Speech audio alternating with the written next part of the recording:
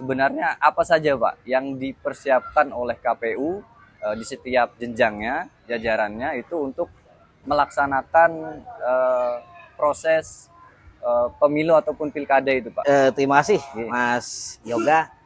Jadi berbicara mengenai logistik pemilu, ini kalau saya boleh istilahkan logistik pemilu ini adalah nyawanya pemilu atau pilkada.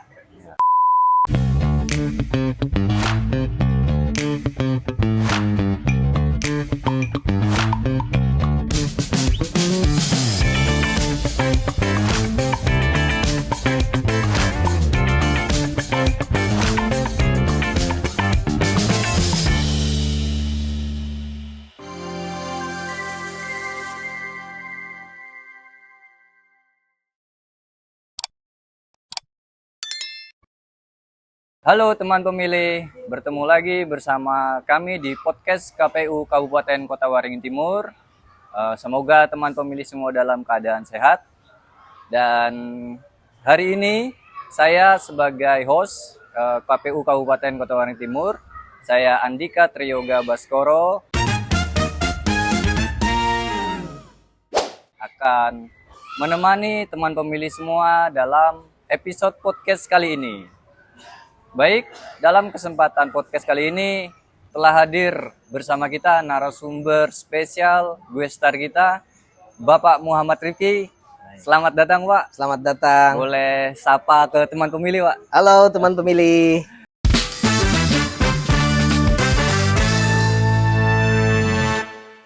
Baik teman pemilih, jadi Bapak Muhammad Rifki adalah Ketua KPU Kabupaten Kota Waringin Timur saat ini. Beliau telah menjalani 2 kali periode Pak ya. Betul. Di masa penyelenggaraan pemilu ataupun pilkada. Nah, jadi beliau berkiprah di KPU Kabupaten Kota Waringin Timur itu sejak tahun 2018 Pak ya. Betul, 2018. Jadi di periode pertama beliau di 2018 hingga tahun 2023. Kemudian saat ini di tahun 2023 hingga tahun 2028 Pak ya. Betul. Itu dipercaya oleh anggota yang lainnya Pak ya. Itu untuk mengemban jabatan Ketua KPU Kabupaten Kota Waringin Timur. Iya. Baik teman pemilih, sebagai informasi bahwa di KPU Kabupaten Kota sendiri itu terbagi menjadi beberapa divisi ataupun subbagian di dalamnya. Kalau sebagai Ketua KPU sendiri Pak, Ketua KPU Kabupaten khususnya itu menangani di divisi apa ya Pak?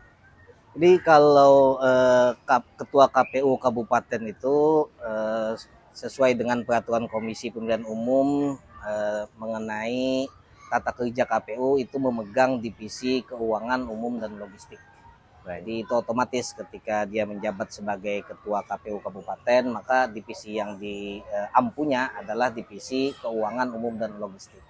Selain itu ada divisi hukum dan pengawasan, kemudian ada divisi teknis penyelenggara, kemudian juga ada divisi perencanaan data dan informasi, dan juga ada divisi partisipasi masyarakat, sosialisasi pendidikan pemilih, dan SDM. Baik Pak, mungkin saya agak tertarik mengenai masalah logistik Pak ya.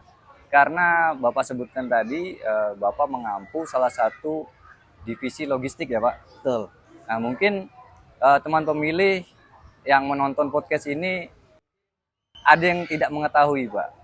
Jadi pemilu atau pilkada itu mungkin teman pemilih mengetahuinya hanya ya pengadaan tentang surat suara dan lainnya mungkin belum tahu ya Pak ya. Bapak Rifki bisa menjelaskan kepada teman pemilih semua yang menonton sebenarnya apa saja Pak yang dipersiapkan oleh KPU di setiap jenjangnya, jajarannya itu untuk melaksanakan proses pemilu ataupun pilkada itu Pak. Mungkin dari mulai persiapan awal, kebutuhan hingga mungkin proses distribusinya Pak. Terima kasih Mas Yoga. Jadi berbicara mengenai logistik pemilu, ini kalau saya boleh istilahkan logistik pemilu ini adalah nyawanya pemilu atau pilkada. Kenapa saya sebut ini adalah nyawanya? Karena penentuan akhir dari seluruh tahapan yang KPU jalani dalam mempersiapkan tahapan-tahapan pemilu, muaranya adalah bagaimana mengaktualisasikan pilihan dari pemilih itu sendiri di dalam TPS. Baik. Nah, kaitannya dengan TPS ini, bagaimana pemilih mengaktualisasikan pilihannya itu lewat logistik itu. Seperti bagaimana pemilih menentukan pilihannya dalam surat suara, kemudian bagaimana hasil dari pemilu itu diadministrasikan secara baik itu lewat formulir-formulir yang kita sediakan. Jadi logistik itu banyak, bukan hanya surat suara. Jadi logistik itu selain surat suara ada formulir-formulir, kemudian juga ada sampul-sampul, kemudian juga ada kotak dan bilik suara, termasuk di dalamnya tinta, paku, bantalan. Nah, kemudian alat-alat kelengkapan TPS lainnya, semuanya itu harus dipersiapkan secara baik oleh terutama oleh kawan-kawan di divisi logistik. Nah, tahapan ini dimulai dari perencanaan yang matang. Nah, jadi divisi logistik ini pun tidak bisa serta-merta mengadakan kebutuhan logistik. Ini kaitannya terkait erat dengan harus diawali dengan berapa jumlah pemilih. Artinya apa? Artinya harus ditentukan dulu berapa jumlah daftar pemilih tetap di kabupaten, khususnya di Kotim. Jadi setelah tahapan DPT, kemarin DPT kita pada saat pilkada tahun 2024 itu sebanyak 309,937 atau 309.000 lebih ya. Dengan jumlah TPS sebanyak 667 TPS. Ini yang harus kita persiapkan. Karena logistik itu bagaimana barang-barang itu semua ada di saat pelaksanaan hari H. Nah, ini harus direncanakan secara matang. Setelah kita mengetahui jumlah pemilih dalam DPT, kemudian kita lagi menunggu sambil melakukan persiapan, kita menunggu tahapan selanjutnya yaitu penetapan pasangan calon. Ketika penetapan pasangan calon selesai, yaitu pada saat itu memasuki tahapan masa kampanye, disitulah mulai bergerak. Nah, disitulah mulai bergerak, calonnya sudah diketahui, pemilihnya sudah diketahui, jumlah TPS-nya sudah kita ketahui, nah, baru kita susun perencanaan untuk pengadaannya. Nah, pengadaannya ini tidak mudah. Jadi ini adalah proses yang panjang, perlu koordinasi yang baik, dan alhamdulillah kami di KPU Kabupaten Kotawain Timur itu memiliki tim yang hebat di bawah jajaran sekretariat bagaimana mengkoordinasikan ini mulai dari tahapan perencanaan, kemudian proses koordinasi dengan pihak penyedia. Kemarin penyedia kita untuk surat suara itu di Jakarta penyedianya, kemudian untuk sampul-sampul itu di Bali, kemudian untuk formulir-formulir lainnya termasuk seperti C hasil, kemudian formulir-formulir lainnya itu di Jakarta juga. Nah, itu kita terus koordinasi, bolak-balik kita ke sana. Nah, ini perlu memang perencanaan yang matang. Kemudian prinsip logistik itu kan bagaimana kalau dalam undang-undang itu ditentukan bahwa seluruh logistik harus berada di TPS pada H-1 pelaksanaan pemungutan suara. Nah, kita harus mengatur timeline-nya itu seperti apa. Ada tenggat-tenggat waktu mulai dari pengadaannya harus berapa hari, proses pengirimannya harus berapa hari. Setelah itu kita melakukan pengesetan, proses sortir, lipat, hitung. Nah, itu juga harus kita tentukan berapa hari. Terakhir bagaimana distribusi logistik itu ke PPK, kemudian PPS sampai dengan ke TPS itu bisa terlaksana sampai dengan H-1 pelaksanaan. Nah, tantangan kita pada saat pelaksanaan pilkada kemarin karena pelaksanaan pemilu tahun 2024, kemudian juga pelaksanaan pilkada tahun 2024 dilaksanakan pada tahun yang sama. Sehingga ketika dilaksanakan pada tahun yang sama ada tahapan yang beririsan. Nah, tahapan yang beririsan artinya pemilu ini masih belum selesai dilaksanakan, kita sudah harus menyiapkan tahapan-tahapan untuk pelaksanaan pilkada. Nah, ini menjadi tantangan kita. Dan alhamdulillah pelaksanaan tahapan-tahapan pilkada terutama penyediaan logistik itu bisa berjalan sesuai dengan waktu yang dibutuhkan hingga pelaksanaan pilkadanya pun bisa sukses. Indikatornya apa? Indikatornya adalah terpilihnya dan terlantiknya pasangan Bupati dan Wakil Bupati hasil Pilkada tahun 2024. Nah, saya kira itu yang menjadi tantangan dari divisi logistik itu, karena memang jenis-jenis dan itemnya sangat banyak. Kemudian juga dituntut oleh KPU RI kita bagaimana dalam tata kelola logistik ini zero mistake. Artinya jangan sampai ada kesalahan. Nah, jadi prinsip dalam logistik ini ada istilahnya harus tepat. Tepat apa itu? Pertama, dia harus tepat jumlahnya. Jumlahnya harus sesuai, terutama untuk surat suara itu harus sesuai dengan jumlah pemilih ditambah dengan 2,5% di tiap TPS. Nah, kemudian logistik lainnya juga harus tepat jumlahnya. Berapa sampul yang ada harus di TPS, berapa formulir yang ada dalam setiap TPS, itu harus kita hitung, kita persiapkan sebenarnya. Kemudian yang kedua, tepat jenisnya. Jenis apa aja yang harus ada di dalam TPS itu harus kita perhitungkan secara baik. Kemudian yang terakhir adalah tepat waktu. Tepat waktu bagaimana proses distribusi logistik ini, mulai dari perencanaannya, kita melakukan koordinasi kepada pihak penyedia, kita perhitungkan waktunya. Kemudian dari penyedia kapan melakukan pengiriman, setelah dilakukan pengiriman itu sampai ke gudang logistik kita. Kemarin untuk pelaksanaan pilkada dan pemilu kita alhamdulillah kita dipinjam pakaikan oleh pemerintah daerah itu memakai gudang indoor di Stadion 29 November. Ya. Karena memang sulit untuk di Kabupaten Kota Timur ini kita mencari tempat gudang yang representatif. Karena ada beberapa persyaratan juga dalam kelayakan gudang logistik itu. Salah satunya misalnya ukuran gudang itu juga harus cukup luas untuk menampung seluruh logistik. Kemudian juga terdapatnya sirkulasi udara yang baik. Kemudian karena kita banyak melibatkan pihak luar. Seperti kemarin ketika melakukan proses sortir lipat, kalau saya tidak salah itu kita melibatkan sebanyak 122 lebih. Itu tenaga sortir lipat dari umum.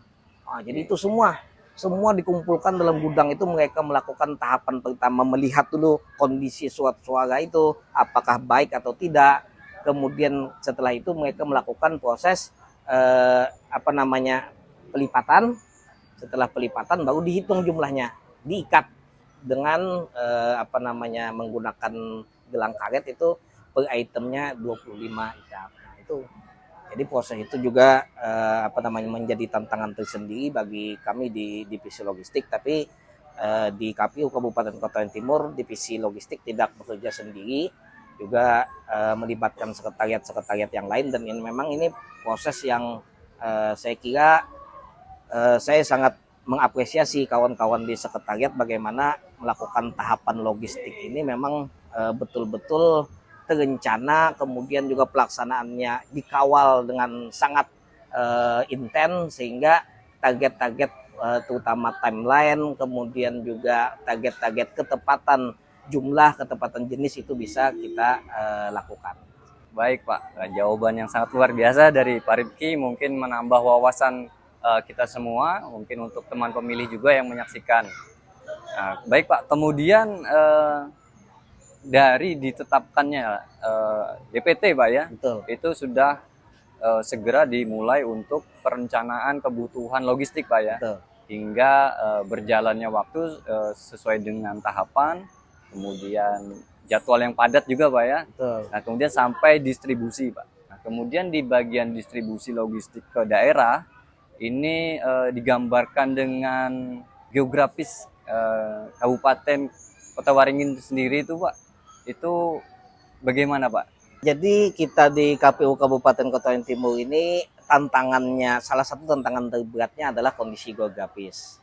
Nah, kita memiliki 17 kecamatan dengan 185 desa dan kelurahan, kemudian sebanyak 667 TPS pada saat pelaksanaan pilkada kemarin.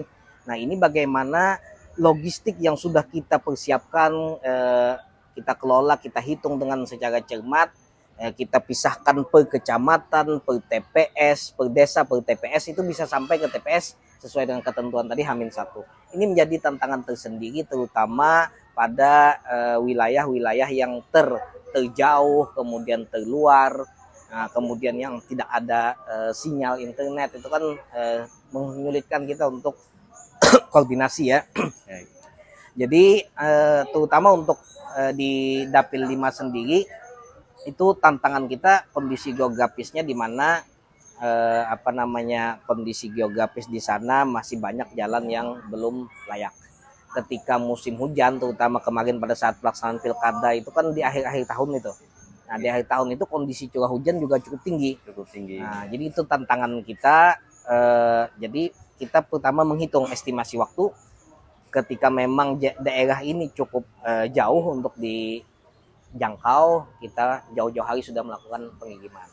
Tentunya juga KPU tidak bekerja sendiri. Kita alhamdulillah dapat dukungan dan support luar biasa dari pihak keamanan. Dalam hal ini TNI Polri yang mengawal proses pendistribusian.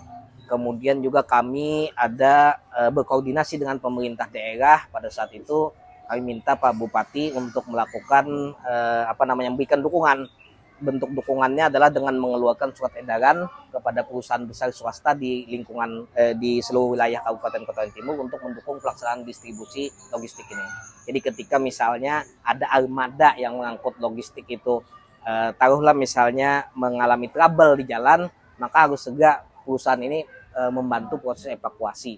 Nah, baik dengan misalkan evakuasi transportasinya, atau kalau transportasinya ini tidak bisa lagi berjalan, pihak perusahaan yang membantu untuk mendistribusikan. Dan ini terjadi kemarin di daerah Bukit Santuai itu menggunakan juga beberapa armada perusahaan untuk mendistribusikannya.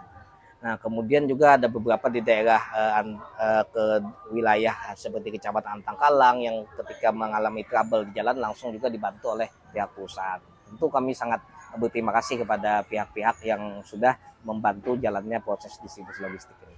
Baik, berarti di samping memang banyak pihak yang terlibat untuk ya salah satunya menyelenggarakan pesta demokrasi di negara kita ini Pak ya. Artinya kendala-kendala mungkin yang ada itu semua dapat teratasi Pak ya. Ya, alhamdulillah sama yang baik ya Pak ya. Baik. Nah, untuk proses logistik itu sendiri Pak, di tahun 2024 kemarin kan memang kita menyelenggarakan 2 kali Pak ya. Nah, salah satunya pemilu dan pilkada serentak di tahun 2024. Nah, untuk logistik, kebutuhan logistik ataupun pendistribusiannya ataupun tata kelolanya itu sendiri, apakah ada perbedaan yang signifikan Pak antara distribusi logistik di pemilu ataupun di pilkada Pak? Nah, jadi kalau bicara mengenai perbedaannya tentu berbeda karena jenis pemilihannya juga berbeda. Pada saat pelaksanaan pemilu kita melaksanakan 5 jenis pemilihan. Pemilihan untuk presiden dan wakil presiden, kemudian juga pemilihan untuk calon anggota DPD RI, kemudian juga pemilihan untuk DPR RI, DPRD provinsi dan DPRD kabupaten kota.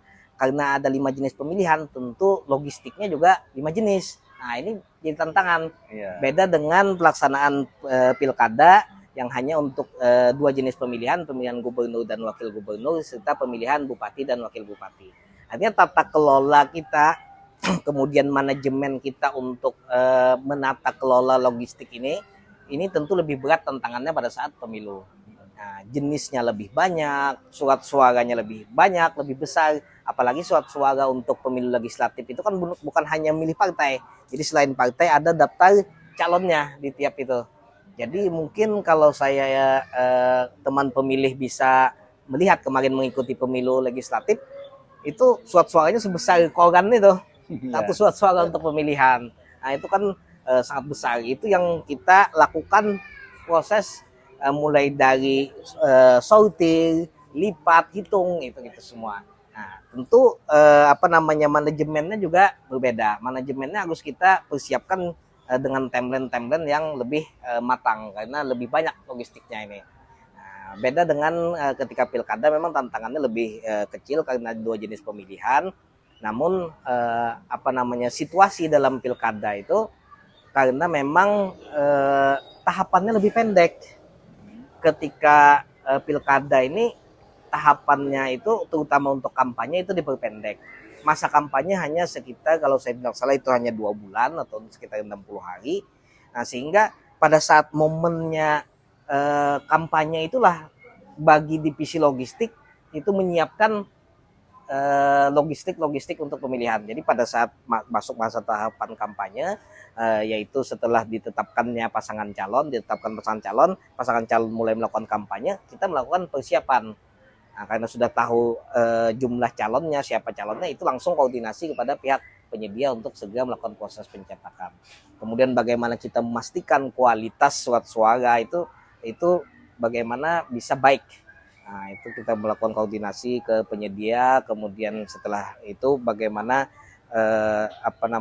surat suara itu dari proses pencetakan sampai dengan pengiriman sampai tiba ke gudang, kita betul-betul kita kawal proses itu. Jadi memang suatu yang luar biasa menurut saya. Iya. Dan ini pengalaman yang bagi saya sangat berharga, bagaimana menata kelola logistik pemilu yang jumlahnya cukup besar untuk melayani ratusan ribu pemilih, karena prinsip KPU itu kan bagaimana melayani hak pilih masyarakat, terutama pemilih, bagaimana pemilih itu bisa menyalurkan hak pilihnya dalam logistik yang sudah kita siapkan itu. Baik, terima kasih Pak penjelasannya. Mungkin kembali sedikit Pak mengenai perjalanan logistik di Kabupaten Kota Waringin itu sendiri, Pak. Apakah masih terdapat Pak daerah-daerah yang sulit terjangkau, yang terluar, terjauh tadi itu, Pak? Nah, itu apakah ada kendala yang berarti ataupun bagaimana, Pak? Iya, kalau untuk Kabupaten Kota Waringin Timur, terutama wilayah-wilayah desanya masih ada yang terluar gitu. Misalkan yang berhadapan dengan transportasi air itu ada desa Setiruk misalnya, itu desa yang terpencil lah saya sebut, yang dia pisah dari ibu kota kecamatan di Pulau Hanaut itu. Kemudian juga beberapa desa masih terjauh, beberapa desa di kecamatan Telaga Antang, seperti desa-desa yang ada beberapa desa yang masih jauh ya. Jadi transportasi itu bahkan kawan-kawan melakukan distribusi logistik ada bahkan yang mencapai 1x24 jam itu. Jadi misalkan pagi ini dilakukan distribusi, sampai dengan ketemu pagi lagi baru logistik itu sampai ke desa itu. Jadi itu memang tantangan, belum lagi kondisi geografisnya. Nah, itulah yang saya sebutkan tadi, dengan koordinasi yang baik. Yang pertama kita dari segi armada, kita memilih dulu untuk daerah-daerah yang terluar, terjauh ini, armadanya harus layak pakai, harus bisa menjangkau. Kemudian yang kedua, antisipasi lainnya yang saya sebutkan tadi, kita minta bantuan pemerintah daerah. Pemerintah daerah apabila terjadi suatu hal, mohon dibantu evakuasinya. Kemudian yang ketiga, kita berkoordinasi dengan jajaran ad hoc kita di bawah, dalam hal ini PPK dan PPS, bagaimana mereka sudah melakukan pengawalan ketika kita sampaikan, kita informasikan bahwa logistik ini mau dikirim. Tolong prosesnya dikawal, terus dipantau, apalagi sekarang ada secara online kita pantau melalui ada yang namanya sistem informasi logistik. Itu bisa terlacak posisi barang itu ada di mana pada saat distribusi. Nah, itu jadi tantangan kita. Nah, tapi memang dalam pengiriman logistik itu kita sudah beberapa antisipasi, terutama untuk wilayah yang air misalnya. Itu sudah ada di dalam itu dibungkus juga dengan plastik. Kemudian di luar lagi dibungkus lagi dengan plastik, kotak-kotak suara dan logistik lainnya. Begitu juga logistik-logistik yang untuk kita kirim ke daerah-daerah terjauh. Kita antisipasi apabila memang kondisi cuaca dengan curah hujan di akhir tahun itu tinggi, walaupun misalkan moda transportasinya memakai terpal, memakai tutup, tetap di dalamnya juga harus kita pastikan keamanannya. Baik, terima kasih Pak. Teman pemilih, jangan kemana-mana, tetap bersama kami karena di segmen selanjutnya kita masih akan membahas seputar tentang logistik pemilu dan pilkada.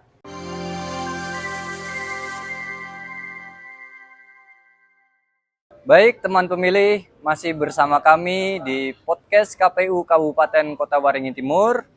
Jadi ini kita sudah memasuki sesi akhir Pak untuk episode podcast kali ini. Jadi Bapak Muhammad Rifki sendiri mungkin ada kesan ataupun pesan-pesan untuk teman pemilih sendiri sebagai pengetahuan ataupun informasi mengenai pemilu ataupun seputar pilkada juga, Pak? Baik, terima kasih Mas Yoga. Jadi memang proses pemilu dan proses pilkada ini proses yang panjang, kemudian juga melibatkan banyak pihak. Jadi kami sangat bersyukur KPU sebagai penanggung jawab akhir dari proses pelaksanaan pemilu dan pilkada ini dapat mempersiapkannya dengan baik. Karena memang pemilihan yang masih sekarang kita anut ini adalah dengan sistem pemilihan langsung, ini melibatkan banyak pihak. Tentu kita patut berbangga karena semua pihak dan masyarakat ini bersatu padu untuk pelaksanaan pemilu. Kita bisa melihat dalam mulai dari tahapan kalau di logistik ya. Kalau di logistik itu kita bisa lihat pada proses sortir lipatnya itu banyak melibatkan masyarakat. Kemudian juga di tahapan-tahapan lain seperti proses tahapan kampanye, sosialisasi, bagaimana kita menggandeng banyak pihak, terutama masyarakat teman-teman pemilih ya. Nah, termasuk juga pada saat pelaksanaan di hari H pemungutan suara. Kita melihat masih banyak di beberapa desa, di TPS-TPS di desa, masyarakat menyambutnya memang ini adalah pesta demokrasi ya. Jadi ibu-ibu misalnya di warga itu memasak untuk kebutuhan penyelenggara di TPS, menyediakan minum, kopi dan sebagainya. Ini adalah betul-betul pesta masyarakat. Nah, jadi saya kira pemilihan langsung ini yang banyak melibatkan masyarakat ini adalah berkah sebagai berkah bagian dari pasca reformasi yang harus kita syukuri bersama. Kemudian juga dampak dari ini tentunya ada secara ekonomi juga ada dampaknya bagi masyarakat, mereka yang menjadi penyelenggara di tingkatan bawah, mereka yang terlibat dalam proses sortir lipat, mereka yang ikut mendengar visi misi para pasangan calon, pedagang-pedagang sekitar ketika masa kampanye. Ini adalah berkah dari proses panjang pemilihan secara langsung pemilu dan pilkada. Nah, kemudian mengenai pesan kami berharap bahwa mari kita jaga demokrasi ini melalui pemilihan langsung ini secara bersama-sama. Pertama, bagi masyarakat yang saat ini mungkin belum terdaftar sebagai pemilih, segera koordinasikan baik dengan perangkat desa ya, kemudian juga ke KPU Kabupaten Kota Waringin Timur ketika memang syaratnya sudah berusia 17 tahun atau sudah menikah atau pernah menikah, kemudian juga bukan TNI Polri, dia sudah bisa terdaftar sebagai pemilih. Nah, ini juga perlu kesadaran dari masyarakat.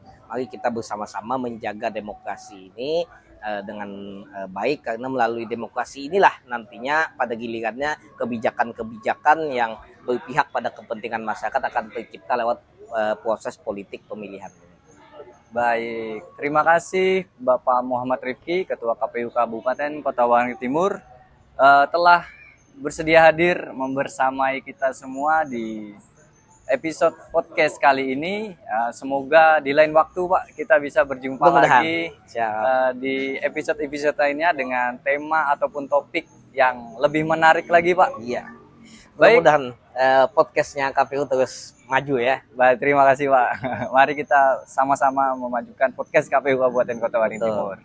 Baik, terima kasih teman pemilih telah membersamai kita bersama narasumber kita. Tetap terus saksikan podcast KPU Kabupaten Kota Waringin Timur di episode-episode lainnya. Tetap jaga kesehatan dan sampai jumpa kembali.